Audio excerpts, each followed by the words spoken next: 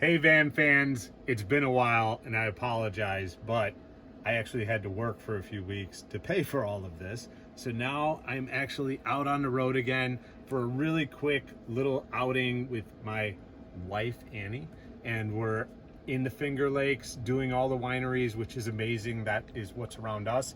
And we are in the cold weather climate right now and enjoying our Storyteller. I will tell you, number one, it's cold. Tonight will be 30 what? 39 degrees. So in the van right now, or outside our van right now, it's like 39 degrees. Inside our van right now, it's 62. It was 58 when we started and it's been rising. I do have the blue screen or purple screen, whatever you want to call it, flashes of death. Everything seems to be working, so I don't know what the problem is with that. Maybe I'll find out later, hopefully not. Hopefully you won't see a follow-up video on that. But we're here. We actually just went to an amazing little place that was in walking distance of our harvest host here in upstate New York, and it was called Two Goats. And those guys there are amazing. We had a great time. We got an awesome shirt, which you can see here. Get one if you don't, if you stop. Brat is the best barkeep over there. Here's a tip from, we went to Chattanooga Van Expo and talked to other storytellers, and this was fire pit chat. Maybe I'll have a special thing about that. Your keys, they should not be anywhere in the cockpit because your battery will remain on. I'm a little nervous right now seeing that on right now. I'll have to maybe lock my doors or something. However, two things. Number one, your keys, lock the doors and put them as close to your bed as possible. Don't leave them in the cockpit area or your battery will run all night and you'll wake up and not be able to drive your van.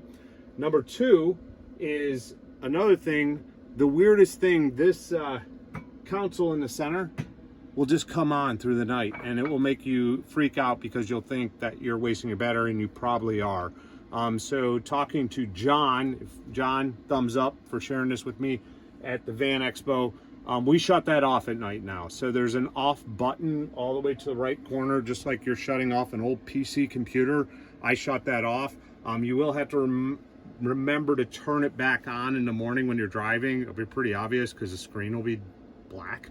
But that is a big tip. Then you don't have to worry about anything running overnight. So the main reason for my video tonight, though, is to show you guys how we make some old fashions on the road. I have two ways of doing this. I'm going to show you one way right now, and I'm going to show you another one in a few episodes. I don't want to give it all away right out of the gate. So we got two nice old-fashioned glasses. Make sure you have high-quality glass. It just makes you feel more fancy. If you drink them out of something cheap, you're going to feel cheap.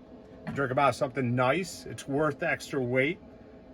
Bring these nice glasses. And if you need to know, I will link them below. Probably not, I'm joking. I'm terrible at linking anything or answering questions. You guys know this by now.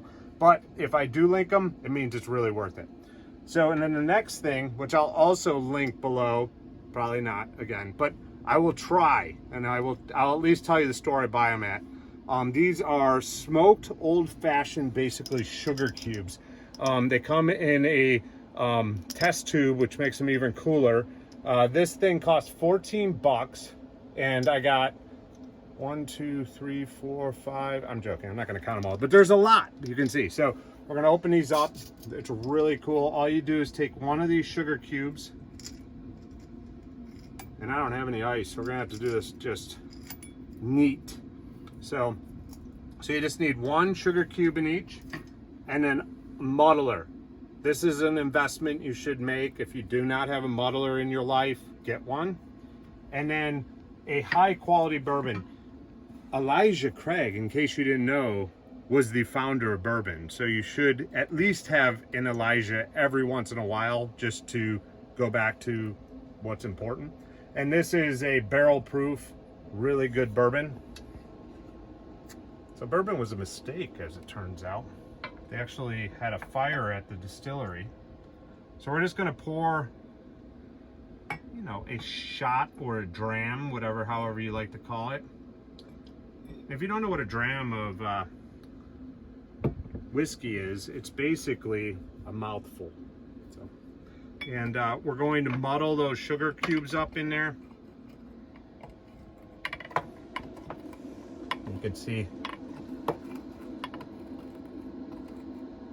Now, one essential thing to have in any Storyteller Overland is a roll of paper towel. That's the first thing you should go buy. This, and then the second, actually the first thing you should really buy is a pedal control. Because if you do not have a pedal control, you're not going to be able to pass a car.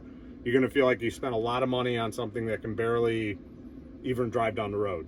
Mercedes, you should be embarrassed. I hate the power of this vehicle. However, pedal control makes it tolerable. I need to get to the next level. So we're muddling, and the muddling is actually the enjoyment in this. You have to savor this. It's not just something you just muddle. It's part of the process. So, you know, if it takes a good 30 minutes to muddle, that's going to make the drink taste even better. And then once you've muddled, hopefully you can go outside on the roof of your Storyteller and watch the sunset. Unfortunately, we missed that tonight, but we'll show you some video tomorrow of how amazing this was. I hope you guys are enjoying these videos. I'm going to continue doing them if you like them or not.